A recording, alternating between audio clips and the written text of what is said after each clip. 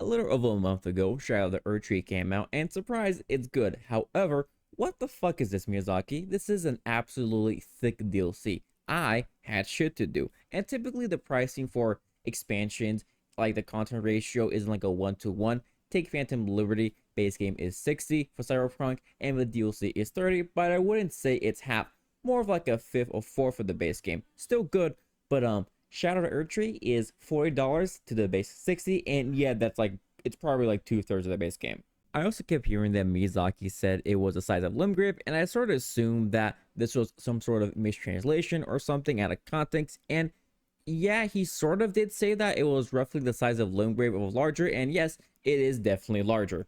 But never mind that. I want to talk about the difficulty in this DLC. And no, it's not that hard. Not any harder than I would expect a Souls game to be. I mean, I remember this being an issue with base Elden Ring and Bloodborne, which I feel like I should mention is the only Souls game I've played. Well, Soulsborne, whatever the term it is. There was one thing I take issue with is the the Scooby-Doo treats. It creates an unnecessary large difficulty spike within the first hour. It evens out. I mean, I guess it depends on how quickly you can get the fragments. The scaling was changed to make this a little less severe in the early parts of the DLC, but looking at the numbers, not by like much. And it also sort of has the opposite problem in the later stages, like 15-ish plus. You can become pretty tanky. I mean, if you're using lighter armor, this probably isn't an issue, but I definitely think it's like a tad bit too much resistance to damage, but you know, that's not too much of an issue. I mean, at least for me, making a game a little easier isn't the worst thing. However, is the DLC is too hard because I don't want to use summons and boohoo. Because look, you don't have to use Mimicry. There are a lot of other summons you can use, which has its own fun little things. And if you're just not good enough to beat the game with a handicap, then okay, suffer, I guess. Me, I don't want to spend hours learning a moveset for a boss or little things to just, I got things to do. And also, if there's anything I learned from JJK is jump these bitches. These bosses do not fight fair, and neither should you. It also seems like the bosses are better at fighting multiple opponents due to switching targets, as well as having attacks that hit multiple people. I found this kind of an issue in the base game. I wouldn't want to use summons as much because most of the time I could kind of just hide behind them, and I didn't find that particularly fun. But DLC, that really isn't much of an issue. So yeah, use summons, crazy builds. There's a bunch of new fun items, weapons, spells.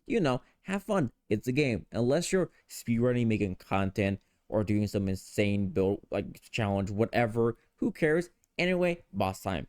Well, technically this isn't a boss or like a remembrance boss, but what the hell is a Black Gel Knight? It has an ass little poise, which I mean, the armor which it gives has a bunch, so that checks out, which totally isn't a Berserk reference. I mean, technically all Souls games kind of are.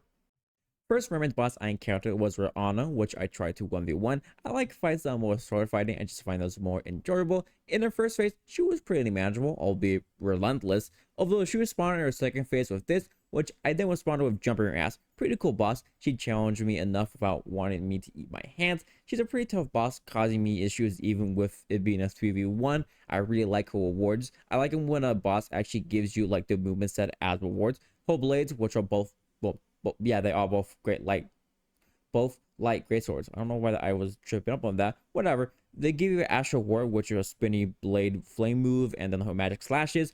Also, it's a stance weapon, which I always like when that's the thing. I like the Knight and Flame Blade, although I never really thought it was that strong. All of these blades are pretty good. You also get her big, beautiful blue balls as a sorcery, which is this move she does when she nukes the arena like 3 times back to back, which is certainly a move. And you get them. You don't do that, but you do make the two just giant blue moons that are kind of like missile seeking and do quite a bit of damage. So overall pretty good boss. You also get access to her drip. I did find the golden hippo after, but that thing is cringe. I want to go find more treats. It's also not a remnants boss, but in order to get to one of Destiny's worst DLCs, you're mostly gonna have to go through it to actually like encounter, go through the rest of the DLC by counting this little shit. After him, I found my dancing lion, which is a pretty good fight. Feels balanced, no nonsense moves. The only issue really is the camera kind of loses its mind when fighting it, but besides that, it's pretty good. Also, turned out the boss is just 2 dudes in the lion costume, so fun fact, I guess. The awards, one is a talisman, which boosts storms, which you probably build those somewhere. That one I don't remember, and I don't really care to search up. Back to the hippo. This thing is a mega cringe. It has a wacky ass hitbox, this annoying spoon move attack, which of course you get a reward for killing it. And no, it is not good. It loves to charge at you. I don't really care for this thing. It is optional, but you're probably going to fight it to get to the rest of Shadowkeep. Spoilers, maybe. I mean, technically the whole video is just whatever. Mesmer Vampaler, surprise, impales a lot. Even though I use Blasphemous Blade, which she is unsurprisingly resistant against fire, it still did really good damage. Also, fire and snakes, that's not where I crushed it, so I had to. Like what I did to Sim, I jumped his ass. His moves, while they're flashy and big, are actually not too hard to dodge. Although people really are walking into Mesmer, seeing him do the shit he does, and then being like, actually, you can't use summons. Huh? Obviously, you get no bitches. How could you? You're spending your time on this. Either you are bash your head against a wall for hours on end trying to beat him without summons or any sort of like, other help from your build, or you just go enough to just do that regardless. Either way, you're spending a lot of time because you had to put that time to actually get good at Souls games. So, I don't really think it's worth the amount of time, but you do you, boo. The rewards you get from the fight are pretty good. His spear is nice. I haven't used it myself, but at least from looking at stats and people who use it, it performed pretty well. Although his incantation, if you couldn't tell, I have a little bit of a speech impediment, is really bad. It has a 60 faith requirement. 2 slots need to be used. Bad damage, charge up time, no hyper armor. The only redeeming quality, it has seemingly good stagger damage. But besides that, it's just horrible. Romina, I am mega above myself because, well, look at her. She's discussing with these 2 centipede tails. I don't want to look at that longer than I had to. Her incantation is alright, spread Scholar Rot, decent damage, and has a long run of time. The weapon, I think, is good. I haven't really used it myself. I've only seen other people use it, and I think the main issue of it was fixed, that it didn't have hyper armor, but now it actually does during its Ash War, so it's actually fairly good now. So maybe that's worth looking into and picking up. But otherwise, I didn't really get that much of a gist of a boss fight because I didn't want to be there for. Look at her. Ew. I mean, the spiders were already something enough that I was having trouble looking at. I don't want to look at this thing. For Chest and Knight, this is the only one I actually fought 1v1 because I have a vendetta against this thing. First of all, what's with this long ass drop to fight this thing? Salt in the wound. It would like to spam this one move where it jumps off its fugly horse and they both dash at you and you just gotta sit there and dodge it. It'll do splash damage on its hits, so often even if you dodge, you still take damage. It has this ice fire thing, which took me way too long to figure out you had to jump. It will also try to insta-kill you with that move, as well as throwing its blade at you. It's yeah, I don't really enjoy this fight, and the rewards are kind of mid. I haven't used the blade much. The Astral War looks pretty cool. It does like a spinning move, and yeah, I don't know like the exact specifics on it, so you look it up for yourself. And the sorcery you get for it is really bad. It's technically one of the smooth where it shoots out the fire, it goes in a ring around it and comes in. But when you get it, it's like really small and it doesn't really do much damage. I mean, you can't really spam it, or I couldn't really see how much frostbite it did. So, the fights of bleh, rewards, and just not that great. And what I think really added to it was the fact that every time I died, I had to like add an extra 10 seconds just to like get to it because of the long ass drop. So that didn't help. Mother of Fingers, actual snooze fest of a boss. Now I think this is probably because when I did get to the boss, I had like 15 Scooby-Doo levels, so it could be it. But she felt non-threatening as hell, although she does give a staff, which I absolutely love. Has a great skilling for both int and faith, as well as the ability to cast both sorceries and incants, which, given how I switched to a build that uses both of those, is really useful. The weapon I haven't seen anything of or used myself, but it's the head of the Thingo Mother, so there is that. Scooby-Doo Avatar should have been harder, but a funny little fact about this boy, there's a spell called Fire Serpent. It has a really good track, and it will go for its head since it has multiple points you can aim for, and it's really weak there.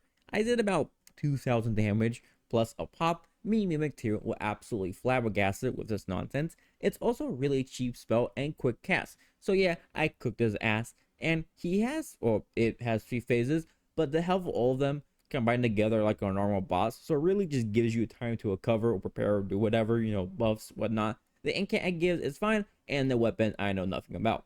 Veil is a fight, which even if you don't like using summons, you must. Egon asks you to, although the question is, who places summon sign? I don't know if maybe I'm dumb, but I had to look up where the sign was. Second, Veil tries to nuke you almost immediately.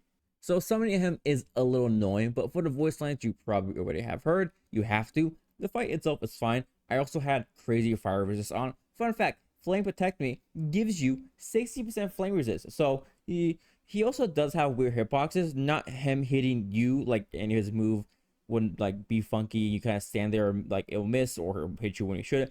It's when you hit him.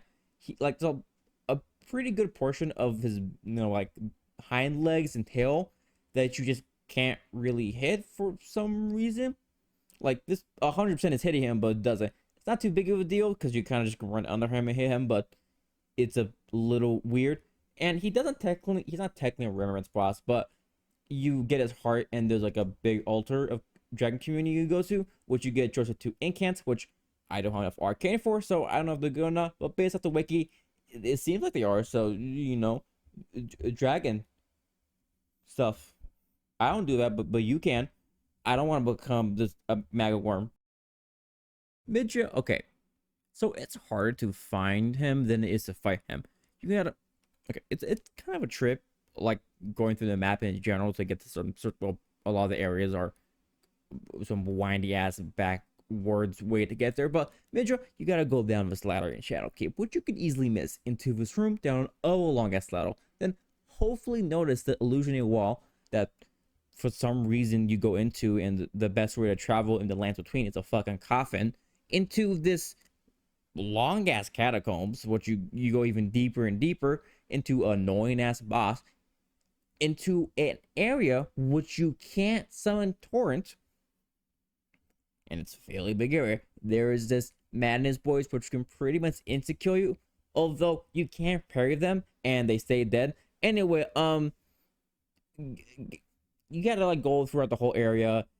You'll go up a slope eventually, which looks inconspicuous. There's a tiny little cliff, not even cliff, like a ledge you can like jump off of that doesn't really give you any indication that there's something over there that's important.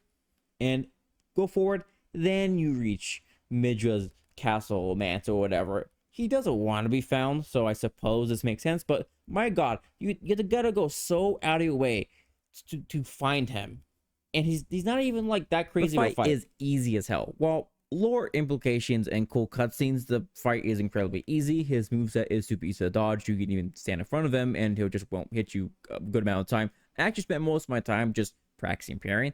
His awards are the incantation is absolutely horrible. It builds up a bunch of mana in yourself, does very little damage, consumes quite a bit of FP, is a full channel, but it's just not very good.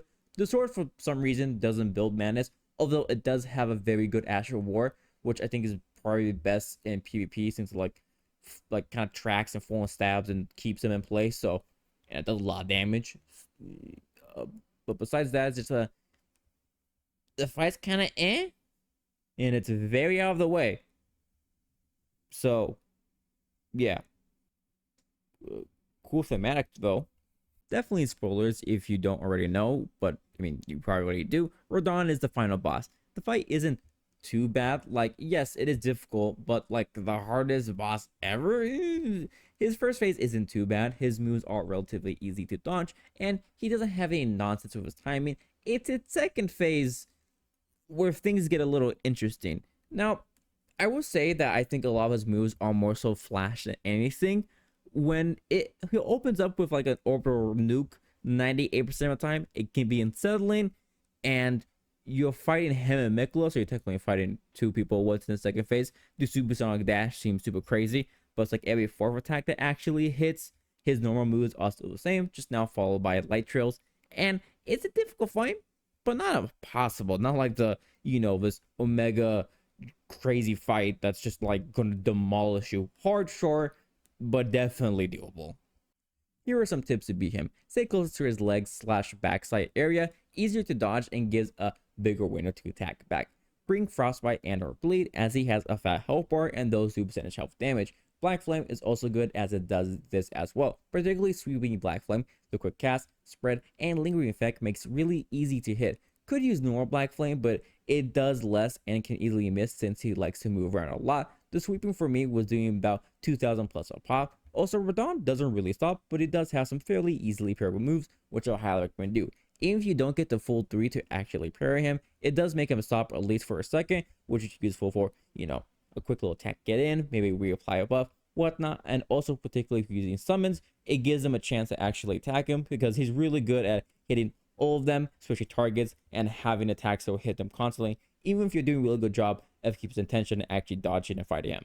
Not too bad of a fight, all things considered. He's doable, so a fight to be sure, but nothing impossible. Now, I want to talk a little about the lore stuff. I'm not body video, but how did Miquella go from trying to help the oppressed and all of that with the misbegotten to incestuous rape? Because while normally Radahn would be the groomer in this situation and all that since he's older, but Miquella's power is to compel affection and basically force you to love him. So, also, this freak came out in the second phase and said Consort and Lord Brother, which I thought maybe Consort meant something else than I thought. Nope, exactly what I thought. Not even a second or like tertiary definition. It's the whole thing. It like quadrupled down on what it means. I mean, when your parents are technically the same person or whatever went on those bed chambers, I mean, fair game, I guess. I don't know. Nice detail of that though is that now that Radahn is in Mohg's body, he has a blood flame move, which he does. There's only one, but that's a cool little detail. And also, yeah, Mohg beat the allegations. And also, what a life. Cursor roam the sewers. Even though he is even though his brother was also an omen, is like actually probably the strongest demigod, and made to be thought an incestuous predator, and have his body used after death. So yeah. One thing I did find weird is that once you beat Radahn, the DLC kind of just ends. Like, no real ceremony thing. Or there's the memory of Miquella asking for the vow, which Radahn totally consented to. Overall, the DLC is, I mean, it's pretty good. Of course, it's going to be pretty good. They don't miss. The map is massive. Plenty of new stuff. Just a ridiculous amount of new content. The amount of times I thought oh, okay, I'm probably reaching more towards the end, and then all of a sudden there was just some new ass giant area I discovered. It was just like I was actually getting mad because I'm like, there's other things I need to do, but all I want to do was play Elden Ring for like a month straight. So that was cool. That was fun. But yeah. Anyway, thanks for watching. For watching it all the way through as far to the end. Hopefully you found this helpful in some way or entertaining or whatever. And yeah, goodbye.